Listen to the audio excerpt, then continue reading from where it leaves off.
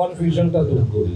আমরা যে প্রস্তাবগুলি রেখেছি সেই প্রস্তাবগুলি তো পজিটিভ প্রস্তাব, আপনি কি মনে করেন? অবশ্যই পজিটিভ প্রস্তাব, এবং এটা যদি না হয় তাহলে ক্লিয়ারলি একটা মেসেজ দিই, ক্রীড়া জগতে একটা ক্ষতি হবে। আমরা যারা সংগঠন করি, এই ক্লাব সংগঠন করি, ক্লাবগুলি ব্যতীত হবে, প্লেয়ারদের রুটি রুটিতে আঘাত আনবে।